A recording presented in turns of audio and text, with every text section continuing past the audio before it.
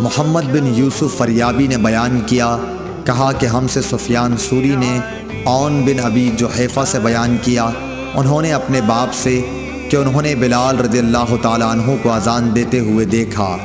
वो कहते हैं मैं भी उनके साथ इधर उधर मुँह फेरने लगा। सही बुखारी हदीस नंबर 634।